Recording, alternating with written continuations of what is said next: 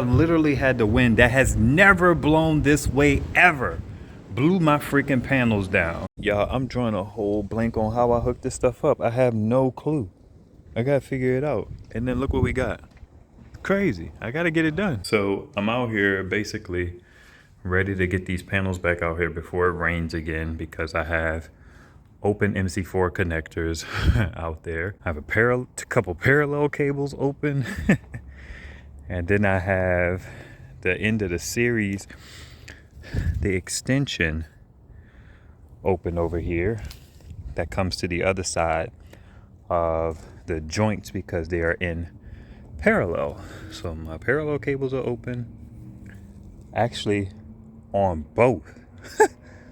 I don't even understand what I need to do here, but I'm gonna get it done. So that whole panel string right there, right now, is completely disconnected from this string. The question that I have not answered yet is, are any of these leads damaged? This one got water dripping off it, but it looks intact, so that's good.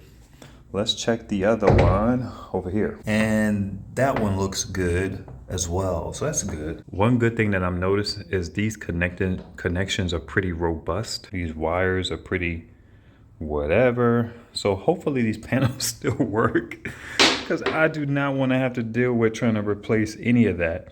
And I'm definitely not going to want to deal with trying to replace any of this. Hopefully all of this stuff is intact. Lord, be gracious and kind towards me.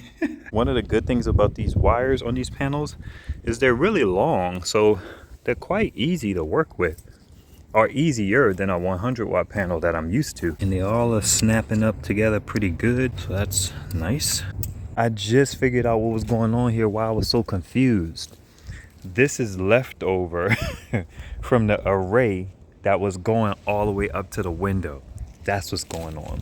So if you look right here, this situation is still intact. My two parallel cables are still there. So I think I'm good money. All right, it's not pretty, but is anything I do back here ever? Let's see if we at least get in some wattage or whatever from the power station. Because when I noticed that everything had kind of like went sour, I came in here and I disconnected things because the panels were essentially out of balance. There was one string that was 120 or whatever it is, and then one string was 40. So that's all I really want to see is it do that. It's not going to pull in no power, but it's at least seeing that solar is coming in, so that's a good look. I could probably check the voltage. Voltage is probably going to be crazy, but let's check it anyway. All right, got these jokers in. You can see I'm pulling 99 volts, so that makes sense. 20, it makes sense. I was at about 100 volts when I first hooked this up, so 99 volts makes sense. Now, how are we going to solve the problem of the flying solar panels? I bought some heavy duty zip ties, and I think what I'm going to try and do is, I might not do it anyway, I might just come out here and lay these joints down whenever I need to, when a storm is coming. But because zip ties are so permanent, what else can I use to kind of attach them to the fence so it gives them something that just won't allow them to blow over? I don't mind if they kind of like move, but I think some heavy duty zip ties will be able to anchor them down pretty decently, just using the panel's built-in mounting holes. Before this weather gets crazy, y'all saw I had 95% in the mega, so if I lose power, we good money. Y'all be beautiful.